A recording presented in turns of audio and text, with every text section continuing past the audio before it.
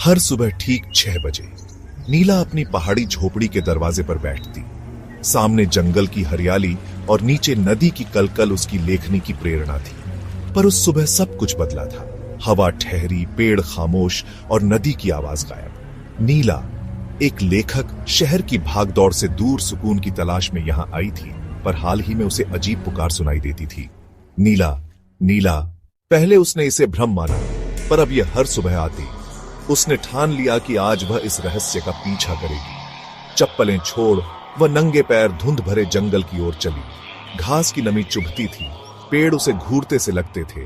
हर कदम पर जमीन चरमराती और पक्षियों की चहचहाहट गायब थी। कुछ दूर एक टूटा कुआं था, सालों से बंद। आज उसकी मुंडेर पर कुछ चमक रहा था। पास जाने पर पुकार साफ हुई, नीला, नीचे देखो। उसकी सांसें तेज हुई। कुएं में झांका तो अंधेरे में एक चेहरा उभरा, उसका ही चेहरा। डर से वह पीछे हटी। कौन हो तुम? उसने पूछा। वही ठंडी आवाज गूंजी, मैं तुम्हारा खोया हिस्सा हूँ, तुम्हारी अधूरी कहानी।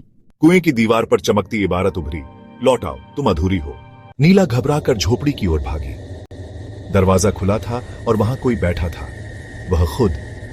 पर यह नीला मुस्कुरा रही थी, आंखें चमकती थी। तुमने देर कर दी, अब मैं तुम्हारी जिंदगी लिखूंगी, उसने कहा। तभी सब धुंध में गुम हो गया। नीला की आंख खुली। वह अपने बिस्तर पर थी। सपना था, पर उसकी मेज पर एक डायरी खुली थी, जिसमें अनजान लिखावट में लिखा था, मैं तुम्हारी कहानी का सच हूँ, तुमने मुझे दबाया पर मैं लौट आई।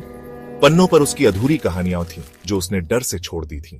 अचानक हवा चली, खिड़की से एक पंख उड़ा जो कुएं की ओर इशारा करता था। नीला समझ गई, उसकी सच्ची कहानी उसका साहस थी, जो उसने खो दिया था। उसने डायरी उठाई और लिखना शुरू किया।